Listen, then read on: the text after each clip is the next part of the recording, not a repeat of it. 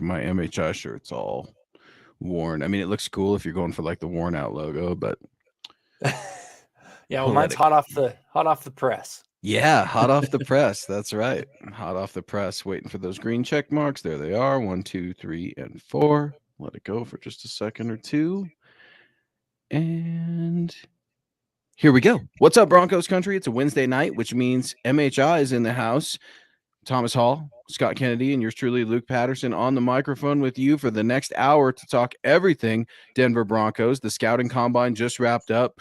Franchise tag deadline was yesterday. Free agency is a week from today. We've got a lot to get to, but before we do, what's up, Tom? How you doing, buddy? Looking fly in that shirt. Yeah, thank you. Yeah, just got it. I figured I better jump on here and sport some of the merchandise for this show now that I am helping co-host. So, yeah, no, it's going good, man. The weather's good. It's yeah, everything's great.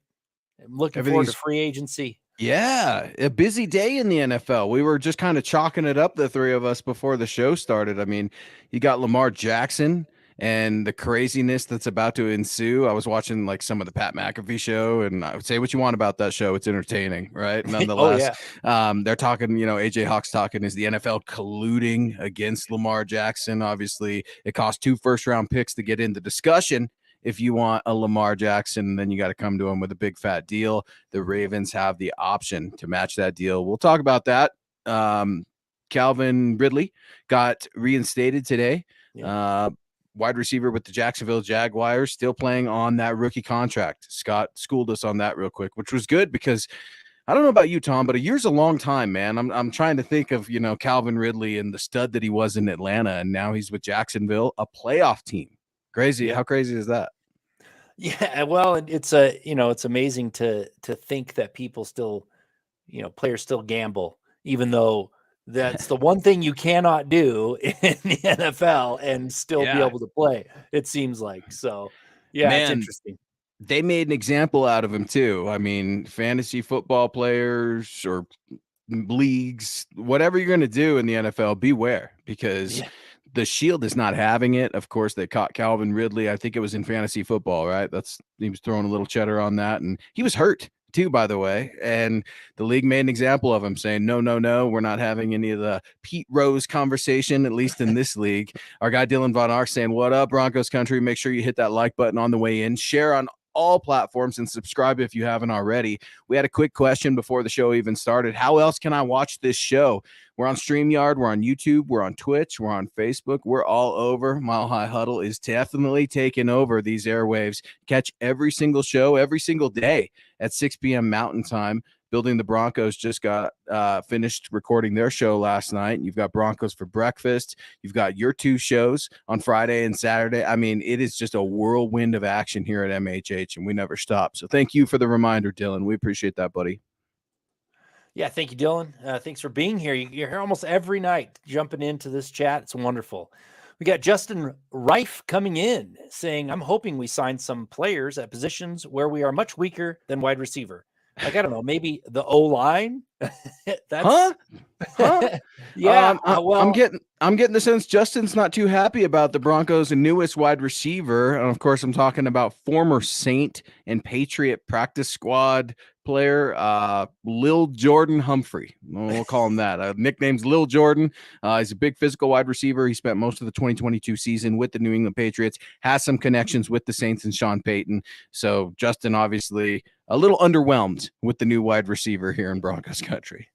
yeah, I mean, I can see that 18 catches in his career. That's a little bit of underwhelming for sure. And he's right that you go check out my article that just published on Mile High Huddle talking about the O line. You're right; they need to go after free agency, O line and free agency because that paints a fairly bleak picture of trying to get an offensive lineman in round 3 that's going to have any sort of impact. So go check it out.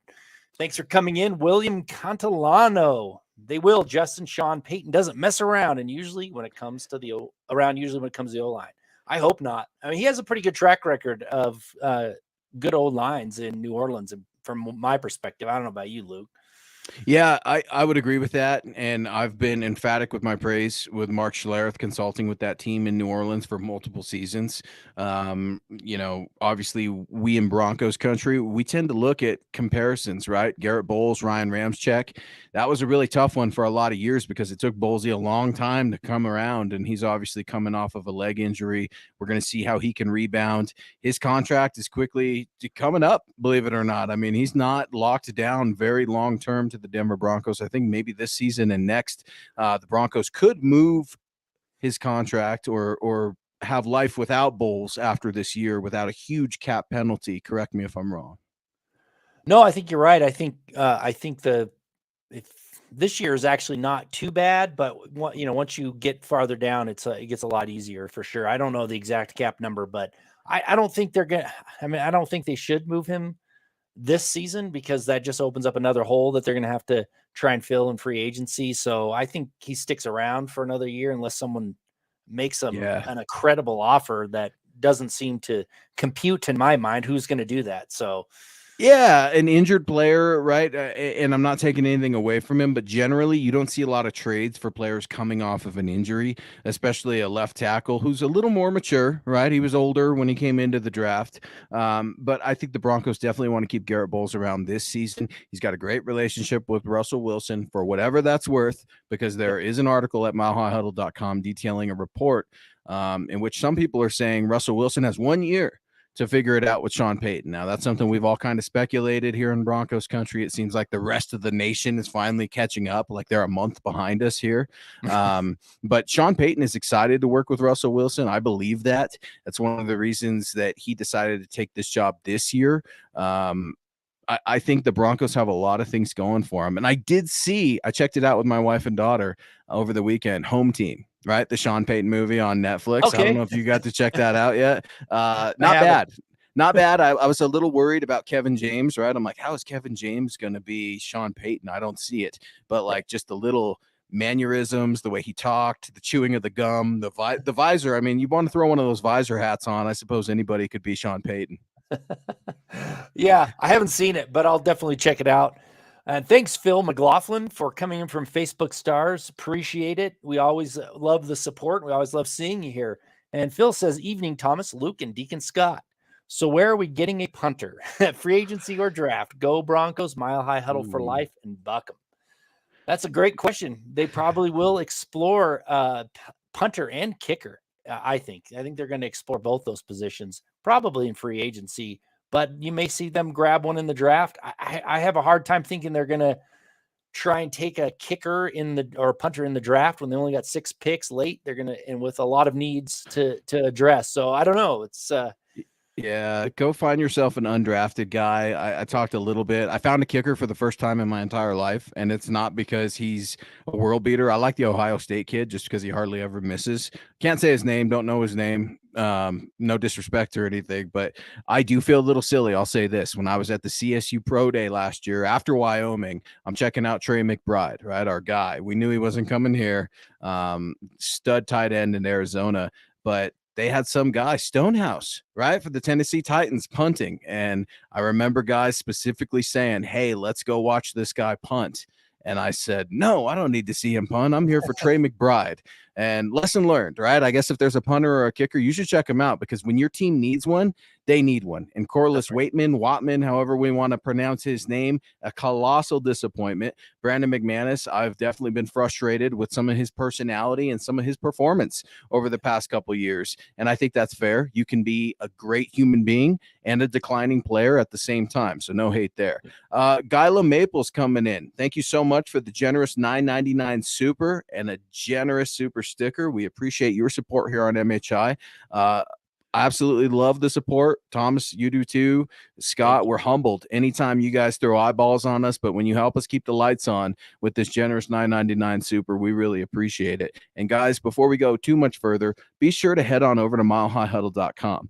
Thomas has got a really outstanding article. I was checking it out right before we hopped on the air about the Denver Broncos odds of landing a starting caliber offensive line specifically in round 3. Remember, the Broncos they're trying to get more picks. That's something that George Payton loves to do. They've got 6 right now, right? George Payton is going to try to turn that into at least 7 or 8 if he can, because as many darts as you can get on that board, you need it. And the offensive line, we opened the show about it. It's got to be fixed in free agency and the draft. It's not coming from me. That's coming from George Payton on the mic last week at the NFL Scouting Combine in Indy. So a really good article. Be sure to check that out on milehighhuddle.com. Yeah, and there's more to come. I'm definitely going to put out some more analytics on the draft leading up to the draft. So it's not just the offensive line. We're going to talk a little bit. I mean, obviously they're going to have to do something about defensive end, because Draymond Jones is obviously not franchise tag, probably going to be walking. I mean, there's a few needs out there. Running back, I mean, they're out there. So yeah, look for more. And Gary Palmer, go ahead. I think you're on mute, Luke. Sorry. Gary Palmer's coming in with a super chat saying, "Hi, Luke, Thomas, Scott, and Broncos country. Go Broncos, Mile High Huddle for life, and buck 'em." Thank you very much, Gary. It's always great to see you on these shows.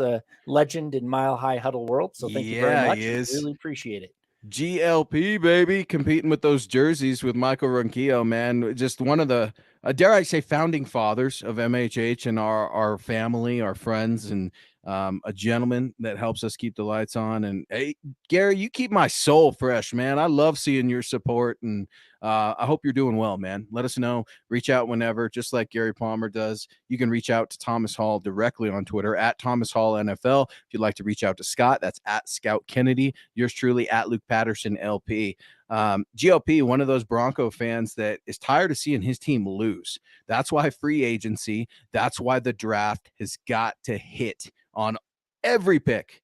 I know I'm asking a lot, Tom. I'm asking a lot there, especially after reading your article about how tough it is to find offensive linemen, and something Scott and I have been screaming since we got back from the Senior Bowl.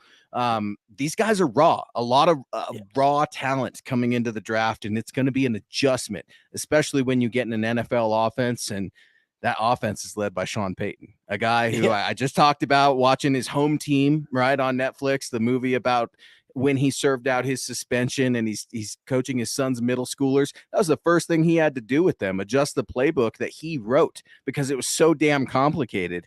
I mean, you have got to adjust to your players. You have got to bend when necessary, but you've also got to have law and order, something Sean Payton has talked about continually. Deuce from New Orleans. I love it. We got some New Orleans inside in the house with a $5 super. Did y'all hear anything about Tampa Bay possibly moving on from Shaquille Barrett?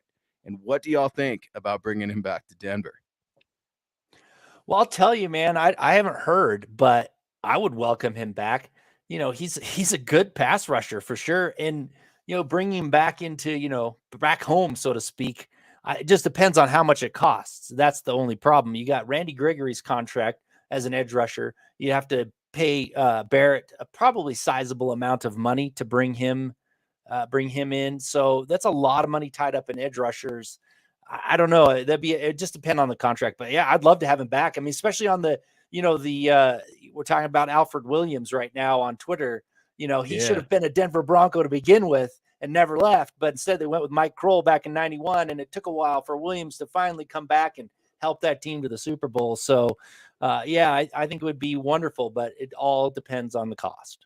Big Al, baby. I love seeing Big Al getting all the kinds of love on Twitter, man. The big man. He's so damn nice. I've got to interact with him a few times. And something I try to, you know, judge a person by is how they treat children. And my daughter was about 5 years old when she met Big Al.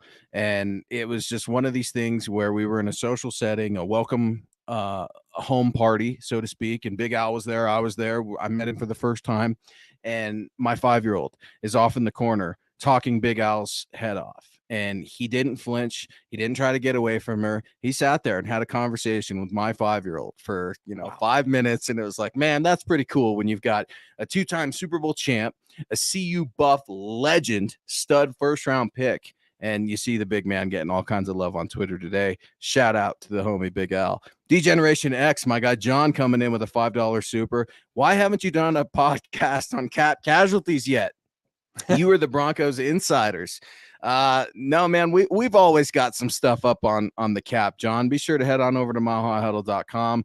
Tom and Bob are like our numbers guys, so I'm going to lean on them. But this is a really interesting transition period, and John's obviously trying to figure out where we could shave some cost if we can, where and how we can spend the money. One thing I will tell you without directly looking at the books is that George Payton is extremely responsible with the cap.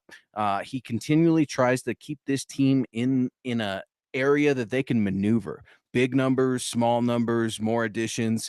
The Broncos haven't been, at least in recent years, in that really like thin stretch of we need to cut players before this deadline coming up next week.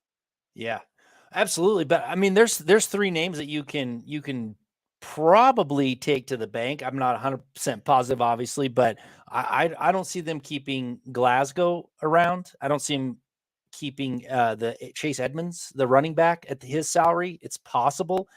And then I don't. I think Ronald Darby is probably a cap casualty. All of them together can bring what they have now up to about 30. I think around 30 some million in cap. So those are three cuts that probably can be made without a whole lot of pain. I mean, Glasgow stepped in admirably. Don't get me wrong, but he's kind of at his point of his career where he's winding down. Darby can't stay healthy, and Edmonds didn't do anything last year.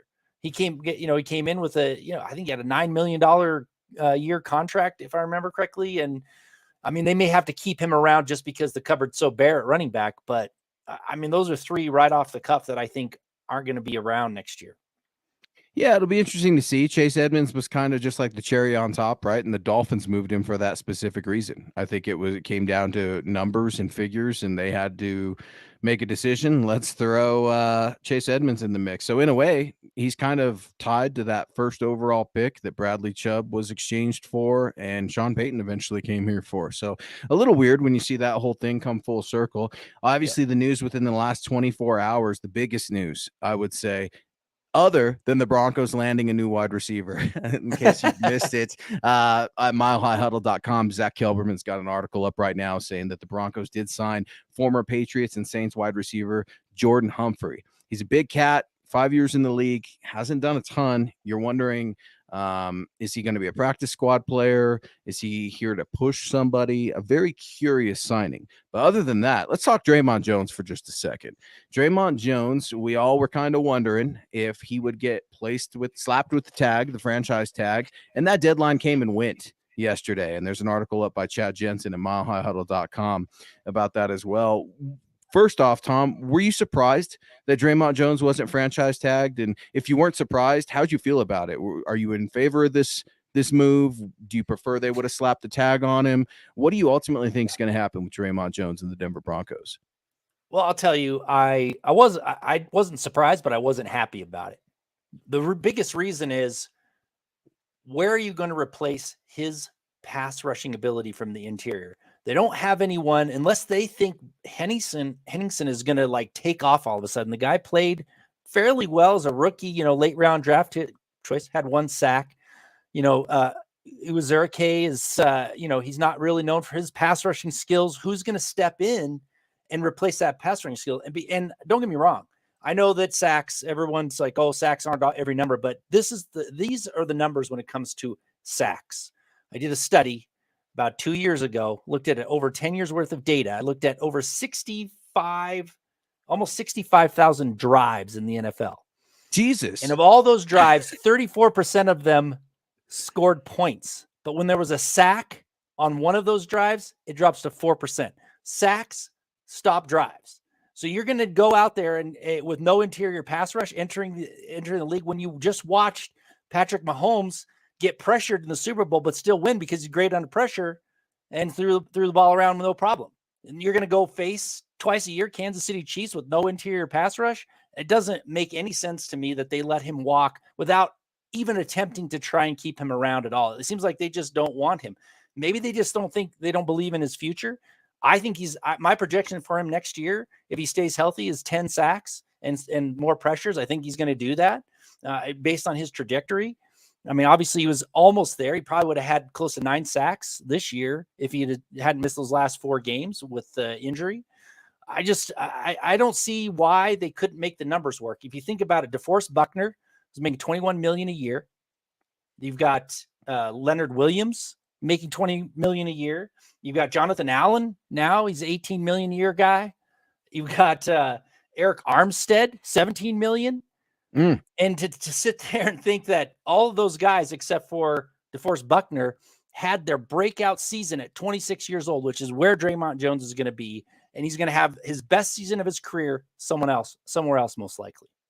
Maybe. And if you're Draymond Jones, you got to think, man, I'm tired of not playing in January, right? A lot of January. I want to get to the postseason. And I've said it since day one, man. I think I could see this cat playing in the AFC North. I could. And I could see him doing well with a team like the Ravens, the Bengals, the Steelers, the Bills, right? How about we go to the AFC East a little bit? Another playoff team that's looking to figure out their defense now that Leslie Frazier's gone. I mean, so many different teams are going to be really going after Draymond Jones. I'm okay with it because I feel like it was coming. That's a lot of money, right? 19 plus for that franchise tag, I think, for Draymond Jones. And you're right. When you start to compare some of these other players, you really need to ask yourself, is that doable?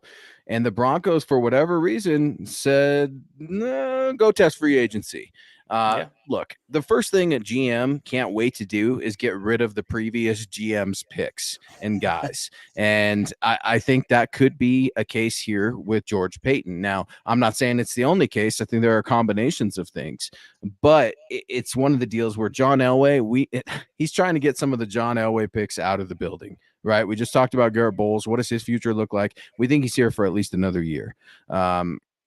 John Elway, and I see articles on Twitter too, right? The GOAT. He is just loved in Denver, but he's also still being blamed for so much. And the man is pretty far removed, I would say, at this point from the Broncos. He collects a nice check out there golfing and sitting on the lake. But it's one of these things, man, where we can't blame John for everything. And maybe Draymond Jones is the last remnant piece from the John Elway era that George Payton is ready to try to start fresh on. I mean, you look at George, he's what, in his third year now with the Denver Broncos? It's time to start going. Yeah, but the problem is you don't get rid of players like that. If you look at a third-round gem that you got, he was a third-round gem in Draymond Jones. He has the same number of sacks, basically, half a sack less than every third-round interior defensive lineman drafted by the Broncos in their history. He has 22 sacks. You add up the others, it's 22 and a half sacks. That's pretty good production for a third-rounder.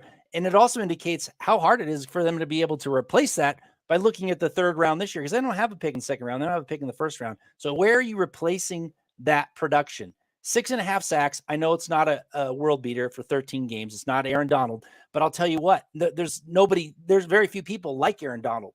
You know, you're not going to find that in the third round. You have a solid player in Draymond Jones who's coming into his prime, who's I think is going to have the best couple of years of his career. If you look at the other defensive linemen, interior defensive linemen that are kind of at the same range, they had their breakout seasons about the same time, and they're going to be regretting not having the interior presence because they're going to be forced to go get some cheap young guys to replace them, like maybe Colin Sanders or Jerry Tillery. I mean, that's who you're kind of stuck with if you want a cheap option, or you got to go with some older guy who's, kind of at the end of his career. And that name that could come up from New Orleans Saints is David Onyemata.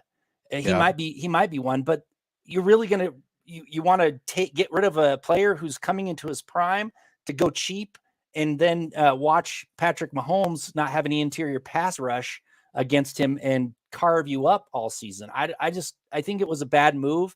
I think giving him the franchise tag would at least give you one more year to see what he was going to be. This was the year that he's going to be able to prove that he's going to be something special. Give him the franchise tag. You can get out of it the following year and let him walk. But you think that Draymond Jones, you think he would have been happy playing on the franchise tag? That's where I'm going to push back. Draymond Jones lets you know when he's not happy. That is very obvious. You've got he's either going to play on it or he's not. Right. I mean, it's not going to be like a Kirk Cousins situation where they're going to tag him 2 years in a row.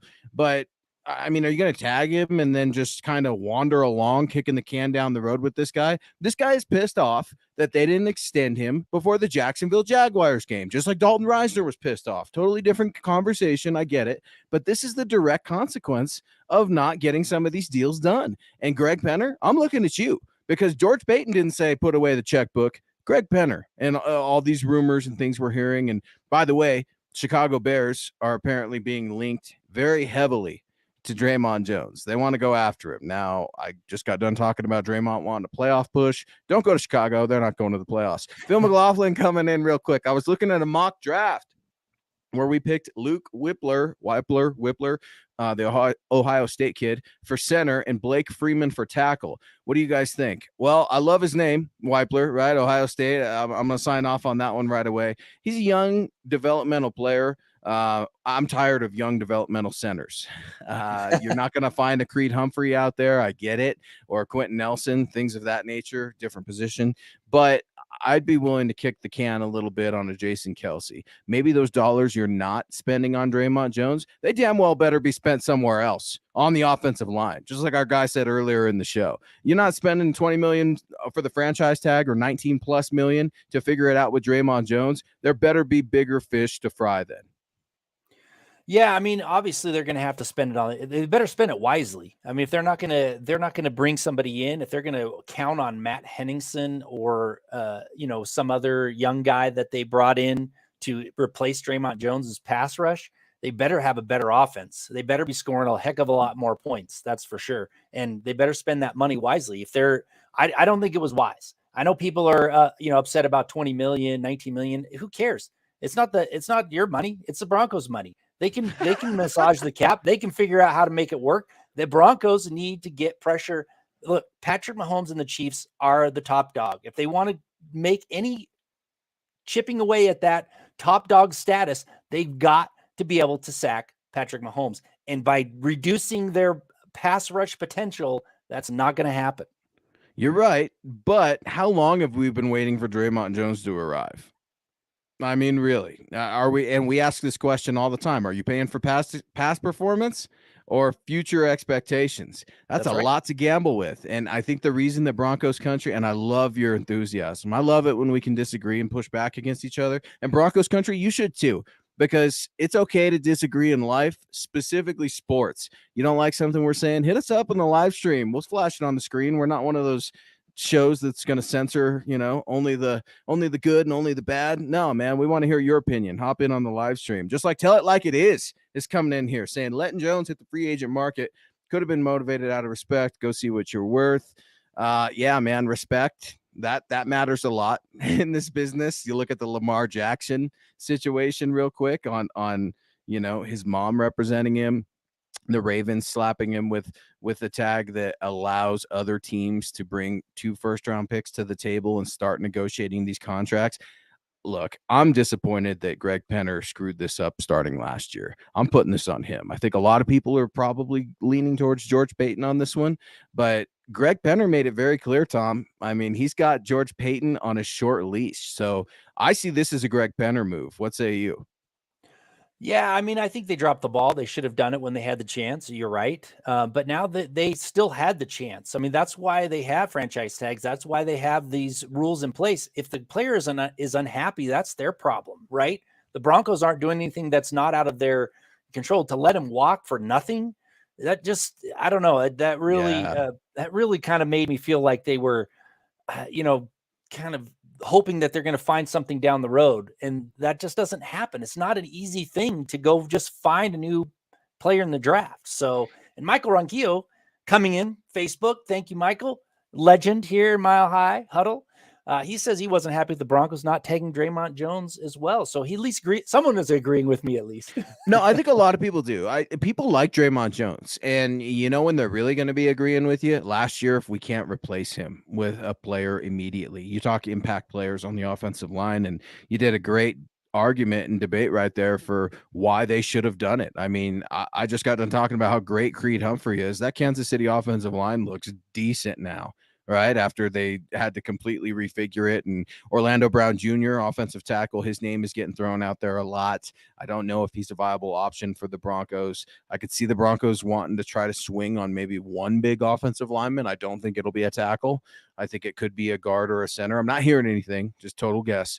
But man, Broncos country, they're going to be missing Draymond if they don't somehow find a way to replace him. And if they don't take that money that they should have spent on Draymond and replace it immediately on the offensive line, Broncos country is going to be pissed off with good reason, too. I mean, we're looking at possible 4 out of 5 starters switching over, assuming Garrett Bowles comes back in 100% health. Man, that's a lot. That's a lot of unknown for a Russell Wilson, Sean Payton to come in. And folks, remember, Sean Payton's a former quarterback. Okay, you're damn right. He wants to fix this offensive line and figure out a way to make it work for not only Russ, but for any quarterback. The quarterback is another position we're going to talk about as the draft gets here, as free agency goes on, because Brett Rippon cannot be the plan moving forward. D-Generation X, John coming in again. Why can't they not kick Jonathan Cooper on the inside where Draymond Jones played? Jonathan Cooper's probably about 30 pounds smaller. Yeah, John, I'll tell you, I love Jonathan Cooper coming out of the Senior Bowl a few years ago. He was right there with Baron Browning looking like I don't know what it is with these Ohio State kids other than quarterback, right? They can't figure out the quarterback in the NFL.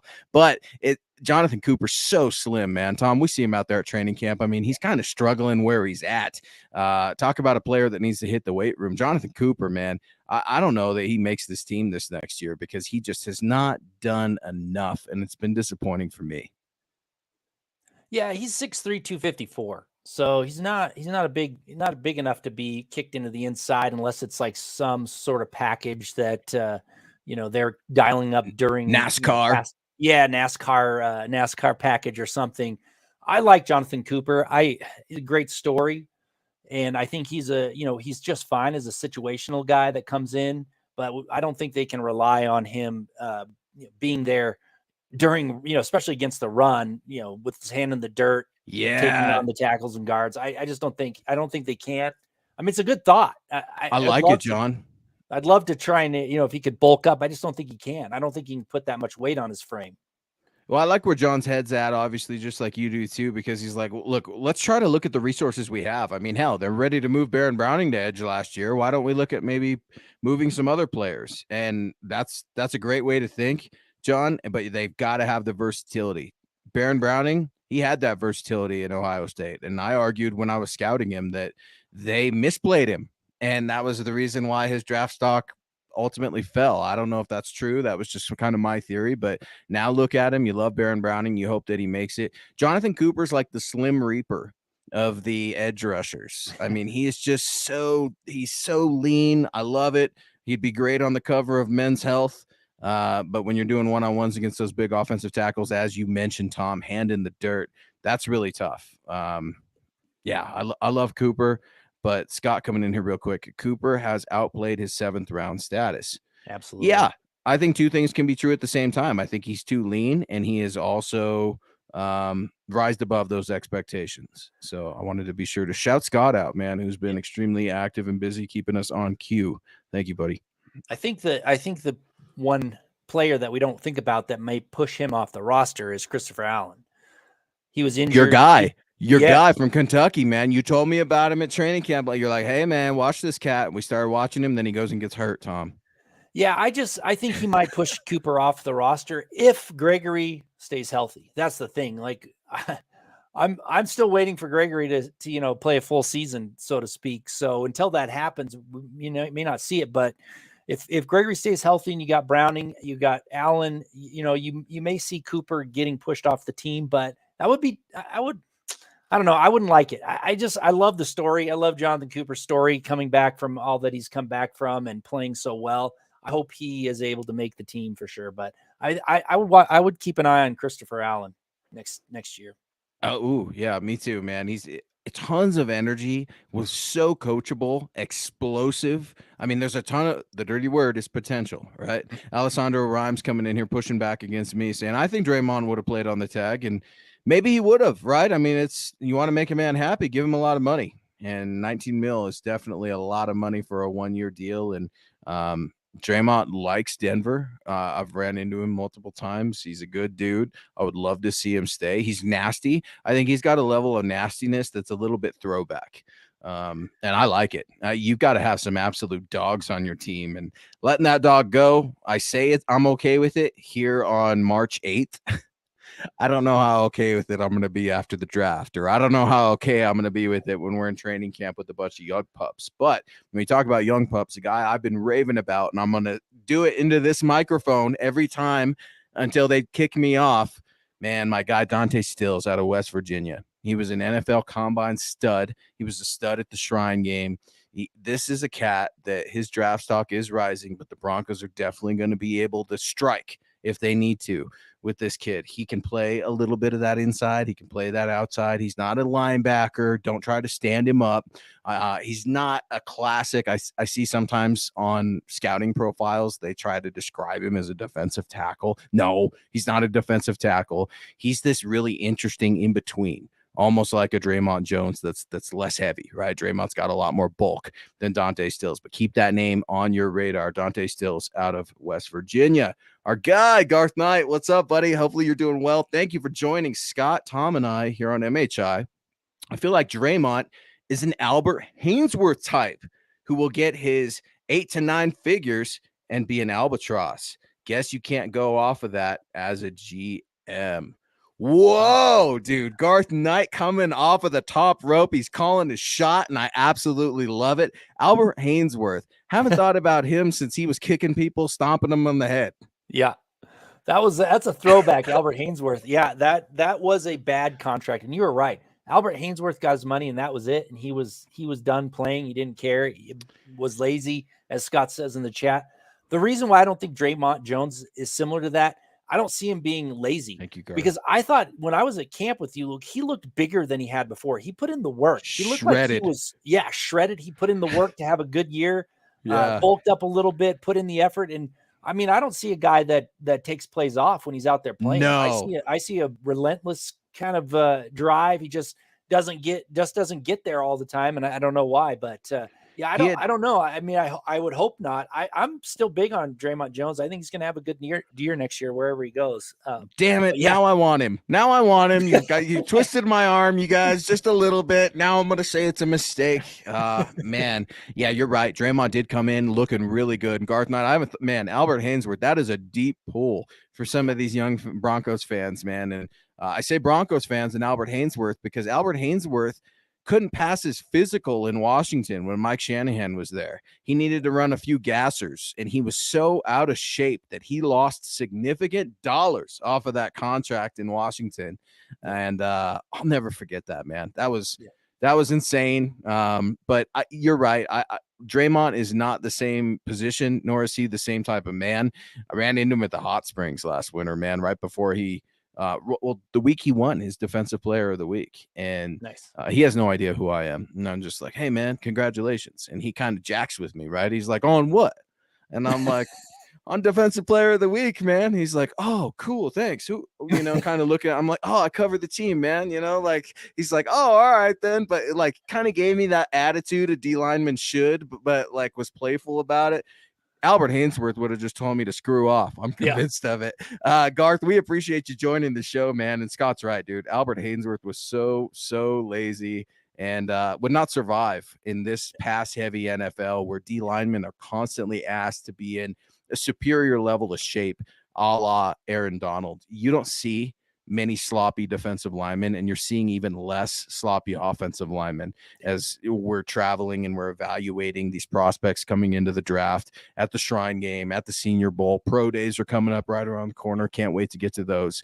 But you're seeing guys that you damn well better be in shape for the no huddle. You damn well better be in shape for Pat Mahomes and his offense that's just going to keep slicing and dicing. Garth Knight coming in again. See, now you guys sold me on Draymond. You see him up close where areas I don't. Let's hope this works out the best for the Broncos. Look, Garth, there's still a chance Draymond comes back, Absolutely. right? Draymond was happy with Vance Joseph coming back, if I remember. He took to Twitter and was actually like, yeah, Broncos country, Vance is here. This is a good move.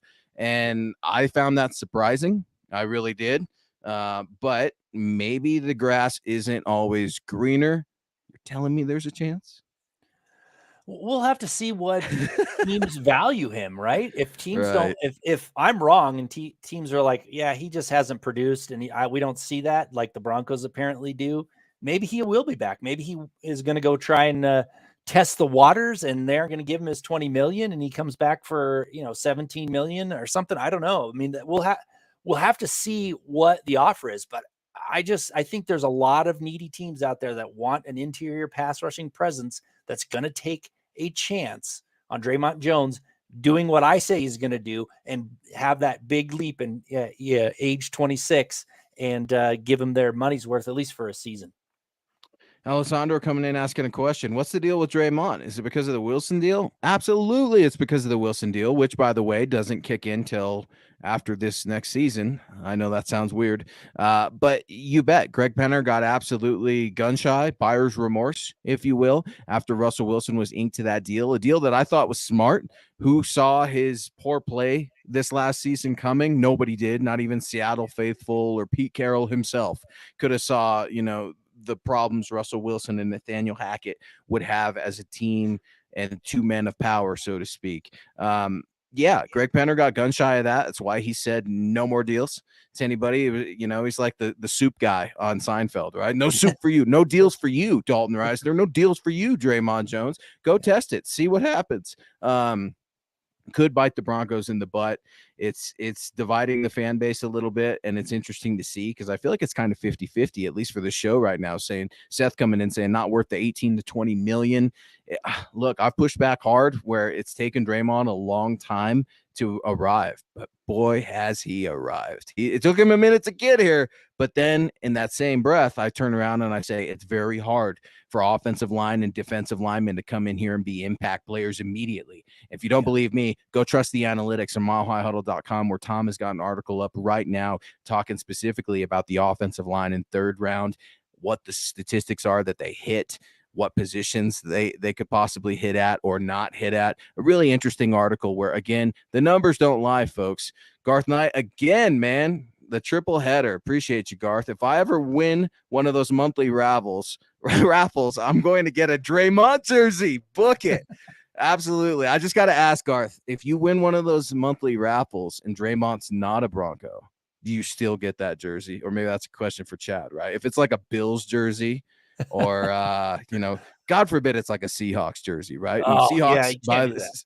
Seahawks by the, what if he wants to go join Shelby, right? Shelby's a funny guy up there in Seattle. I mean, that would be horrible. I would hate to see the Raiders come in, right? I would absolutely detest Draymond Jones if he ever went there, but he's going to go where the money is, right? And then you start to look at financial impact as a whole. And I take off my analyst hat and I just look at things as a grown man. State income tax, that matters, right? Especially when you're making millions of dollars. You're trying to set up some generational wealth for you and your family. I'm not sure if he has any kids, but I know he's got a either a girlfriend or a fiance. And he's a young guy, man. 28 years old, just starting to start life really as an adult, if you will. And those things matter, man. Yeah, and there's a lot of teams out there that have plenty of salary cap space. They're not worried about it. You got several teams that have plenty of money. If they want to throw it around, they'll throw it around. So there was one question in here about Kana. Yeah, and I say Kana because Garrett Bowles was quoted. Like, I heard Garrett one day after the game, and he goes up to Connor McGovern. He's like, "Good job, Kana," and I'll never forget it. Phil McLaughlin coming in here. Anyone want to bring Connor McGovern back? Nah, I'm good. How about you, Tom?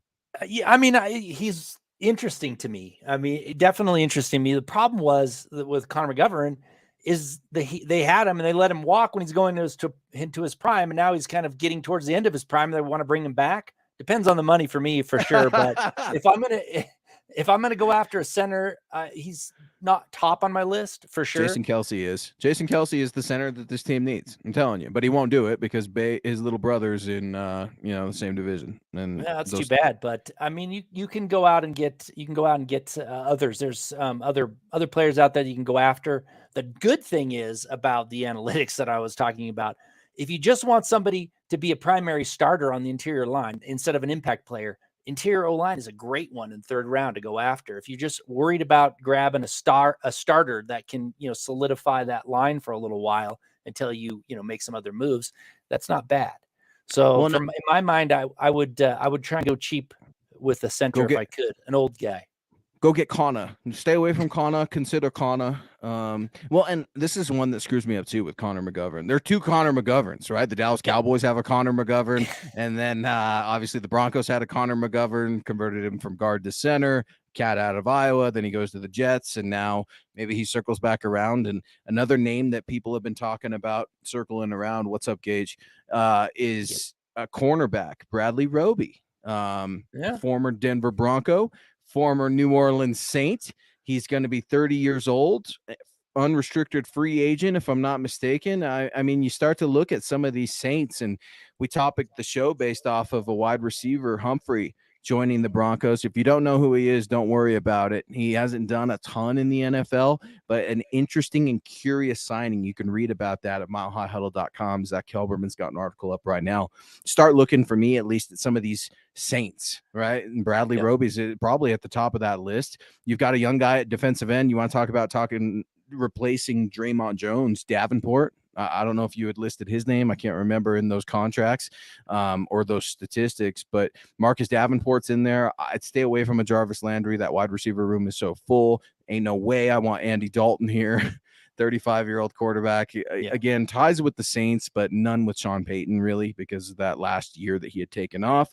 Mark Ingram, I would just assume keep Latavius Murray at the ripe age of 33. But other than that, I mean, guys like Daniel Sorensen, hell no. That Kansas City Chief, hard-hitting, cheap player that always took bad shots at people. I don't want him. I mean, there aren't a lot of Saints other than Jawan Johnson, and I liked him a lot coming out of college. I scouted him down at the Shrine. He was a wide receiver then, or excuse me, a tight end then. One or the other. He converted, and it was just kind of a curious case. But former Saints coming to the Broncos, people are wondering. I'm just not so sure all the connections are there. Marcus Davenport, I just don't see it if they're not going to willing to pay Draymond. He's got even a higher price tag, I think, than Draymond did. So I don't know about him. But the one I spoke about, they may go after some of these lower tier guys. Onyemata, maybe he might be a replacement. Shai Tuttle's name that you could find his way here on a cheap deal. The one that is interesting, though, to me is a little interesting is Caden Ellis. He's a linebacker. He's had a lot of versatility, right? He can probably play inside, play outside, play special teams. You might see him coming in. And then, the one that may surprise people that he brings in is on the offensive line, Andrus Peat. They may take a swing at him and bring him in to keep him at guard. I don't know. Those are a few names that I'm thinking of. And then, of course, Jameis Winston might be a backup here, possibly, but there's not a lot of options. There's not a lot of intrigue, those are Andrus Peat and Jameis Winston's. I'm assuming they're going to be cuts. They're not available now, but the Saints are way over the cap. They need to make some more moves. And I mean, they made moves and they're still, I think, 24 million under or over the cap, I believe. So they still got to make some moves. So I'm expecting those two cuts. And you might see Sean Payton take a swing at him. I've got a deep cut for you. How about a former second round overall pick out of Florida State that comes back to Denver on a redemption tour? DeMarcus Walker. You saw what he could do with the Titans last year, right? Huge disappointment when he was here in Denver. Huge disappointment. Didn't do jack squat. Mike Vrabel gets a hold of him. He does pretty well with the Titans. Now, he was not a world beater or anything like that, but when you're talking about maybe those lower level or lower tier pass rushers, that name is curious to me. I'm not campaigning for it, but I definitely wonder if he would be in the consideration, at least in that lower tier of pass rusher that would be affordable, not necessarily a replacement for Draymond Jones, but maybe you try to get a couple of guys, older free agents in addition to a kid in the draft. Well, I think he would have a hard time coming here because I think he was kind of screwed over to begin with. I mean, out of necessity, they made him lose some weight and moved him to outside linebacker, edge to edge, when he was a rookie because they needed to fill that spot due to injuries. And then they, try to move him back. He kind of flip-flopped. That was Vance Joseph's doing. I don't know if he's happy about that. Maybe he doesn't care. I don't know. That just, to me, I think he got a raw deal. I think he could have been a better player had that not happened to begin with. And now you see him here finally starting to come into his own. I would take him back as a, like Dylan said, as a rotational guy, or whoever said it. But I don't know. I mean, I think it's an intriguing, cheap signing if you can bring him back. But there's other options out there that I'd go for first. Yeah, me too. What about Zach Allen? He's been connected a lot, at least on social media, right? It's not like I'm hearing stuff saying, "Oh, Zach Allen," but people are putting the dots together. They're looking at Vance Joseph's defenses, which started out good in the desert and then just got horrible. But he had some silver linings on that defense. He had talent on that defense, which is why I think sometimes people are critical of Vance Joseph. Zach Allen's very curious to me. I don't think he's going to get overly paid, but he'll fetch a decent price tag. Would you be interested in bringing Zach Allen for a reunion with Vance Joseph, his former DC here in Denver?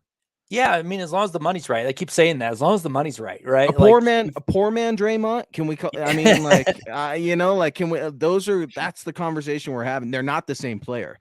Sure. Draymond is so much more explosive, in my opinion. But if you tell me Zach Allen's coming to Denver, I feel a little bit better.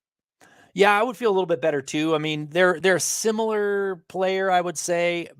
They've kind of had similar production, really. I mean, the last couple of years, I would say, as far as if you look at the sacks and the pressures, I mean, it's not too far off. And Zach Allen, like I've been talking about, Draymond's coming into his prime. So would Zach Allen be coming into his prime? Maybe they get a good couple of years out of him. I'd be willing to take a shot as long as it's not too expensive.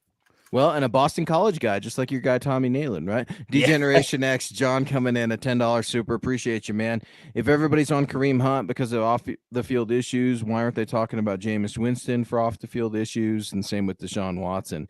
Yeah, man, that's one of the reasons why I'm out on Kareem Hunt. Just not interested, and I'm not going to spend a lot of time talking about those off the field issues. Those have been well documented for all three of those men, and I'm not going to beat a dead horse, so to speak. Those things are wrong. I don't co-sign those things. However, I have also said on this show, and I will continue to say it, the NFL is not about being good guys. The NFL is about winning football games. And if one of those three players, a team feels that they can help them win football games, they're going to sign them. They're not going to care the cost, and they're not necessarily going to care about some of that off the field stuff. As you know, John, I mean, look at Deshaun Watson, right? He gets that decent contract in Houston, rather, no state income tax. I'm not sure about Cleveland, Ohio, but then gets dealt to the Browns, and the Browns just double down and give him some more cash without him even playing a snap after missing a significant amount of time away from the game, all kinds of legal issues and things like that. Man, that stuff follows you, and it sucks the life out of a team. And I don't want to, get into the allegations. I don't want to get into the absolute severity of those off the field issues, but dare I say, Tom, teams don't care if it helps them win. Well, the NFL doesn't care. They only care if you gamble. Then you're in trouble. But all the other things, like I said, you can get away with. I really don't want Kareem Hunt here, just for exactly like you said. The off-field issues bother me. I had that issue with Sean Payton, like I did his moral character. We talked about that's this. Fair. That's very fair. Young men, right? Young men here that are still learning. Why do you want to bring that into the locker room? I don't know. But my other issue with Kareem Hunt is, I mean, he'd probably be good in the offense, but he's going to be 28 years old. I wouldn't give him a lot of money to come in anyway. I mean, that's the downside of a running back's career. Some of them make it a little longer, but yeah, I'm out on him altogether. There's other options. There's other options that you could bring in that don't carry the same baggage or at that same age.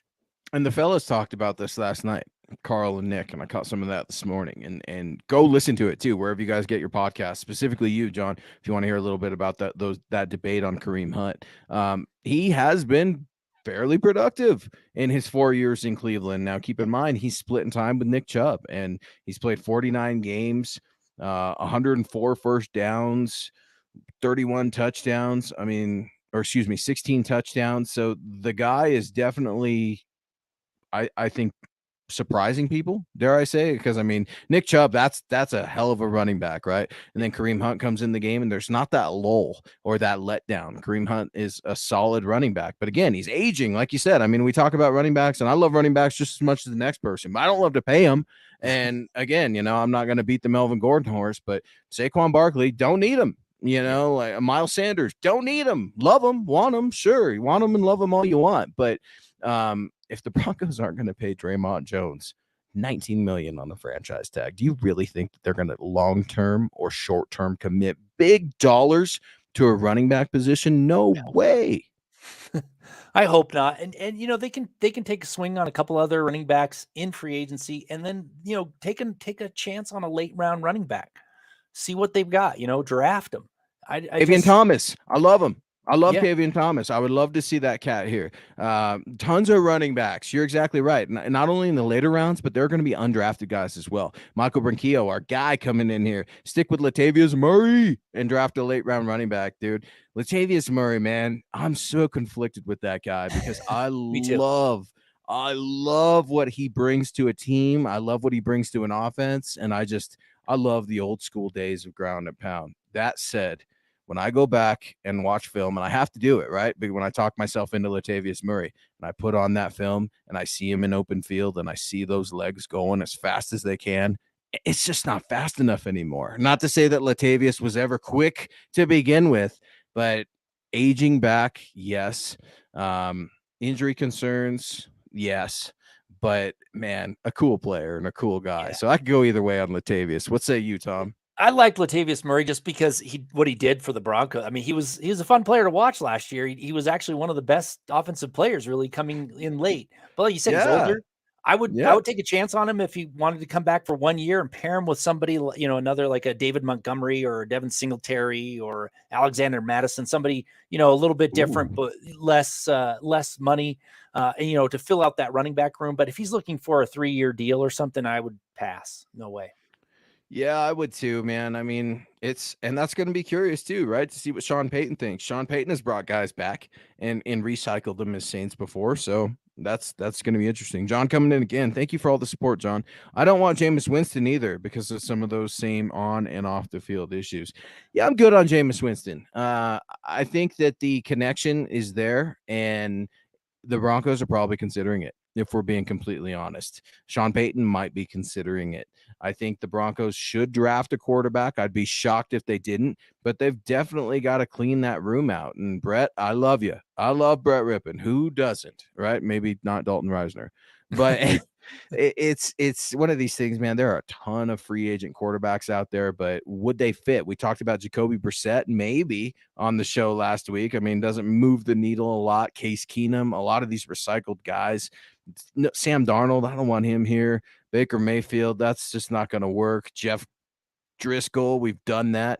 Tyler Huntley, maybe. I'd be curious about You're right. I'd be curious about a Tyler Huntley, right? And you got to kind of think Sean Payton likes these athletic quarterbacks, and you've got to have a quarterback that is a little bit more similar to Russell Wilson. So that way, when Russ doesn't play every single game next year, because starting quarterbacks don't just play every single game, right. The offense doesn't need to be completely changed. Well, I've never really cared for Jameis Winston coming out of college with all of his antics and everything. And, I didn't like him as a player either that much. Too mistake prone. I think Sean Payton really helped him out a lot. I'm only saying that because of the familiarity that he might be the one that Sean Payton wants to bring in. But the other name that I think that I want them to go after is Taylor Heineke. If they want a backup quarterback, go over to Taylor Heineke. The guy can come in and play in a pinch, play pretty well. I mean, he started for the Commanders or whatever they're calling themselves these days. And I liked him, and he's mobile. He's kind of got that mobility factor like Russell Wilson. I don't know. I think I would take a swing at him. I'd like him over like a guy like Gardner Minshew, who I would still be interested in. I'm not like all on the Gardner Minshew train because the last thing that quarterback room needs is any more cameras or spotlights or attention or anything like that. So we don't need that. Cooper Rush, no thank you. Nathan Peterson, I'll pass. Brandon Allen. I mean, Drew Lock. Hey, 26 years old, right? 26 years old. Drew Lock is going to be a free agent coming out of Seattle. Joe Flacco still bumping around the league. I mean, that his time has passed. We're talking about getting rid of John Elway, guys. Ain't no way George Payton is going to bring that type of cat in. And we're wrapping up the show. We've got a couple more minutes. I want to be sure to reach out and give folks a last minute. Give me Mason Rudolph, says Mason John. Rudolph. I would pass on Mason Rudolph. Didn't like him coming out. Definitely don't like him in his NFL career. But I love, John, that you're considering other quarterbacks as well, because this ain't going to do it with Russell Wilson and Brett Rippon. And who was that guy they signed at the end of the season last year? Everyone was thrilled about. I mean, everybody in the Denver media was out there being like, look how tall he is. He's throwing great balls in practice. Came from the Canadian Football League, right? Yeah, I don't even know. I mean, it's just like the new wide receiver they got. It was one of the most underwhelming signings of all time. And that was with a whole different coaching staff too. Yeah, it was Jarrett Guarantano or something like that. Yeah. Never heard of people her. were excited. I mean, a big, pocket passer looking guy, 6'4", 220, 225, whatever. He looks the part. I don't know. I don't know much about him though. Yeah, it's I mean, they've got to figure it out. It's one of these things. That quarterback room is going to be so important. I think this is a Dorian Thompson. That quarterback from UCLA looks good, but not sure where he's going to go in the draft. Garth obviously looking at some game film, trying to figure out the quarterbacks. And I don't know about you, I had a lot of fun at the watching the combine, especially over the weekend. I think they put quarterbacks on a Saturday. Shocking, right? The quarterbacks on a Saturday. I'll tell you who I liked, Garth. I liked that Will Levis kid.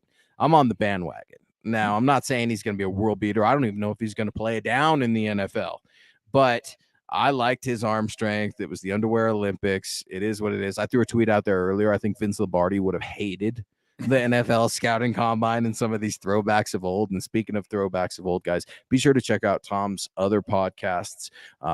Friday mornings, Legends of Mile High. I'm a throwback history guy, so I absolutely love it. And then you've also got a show with our guy, Ron, new guy. On Saturday nights, the Orange and Blue View. That's right. So, Orange and Blue View.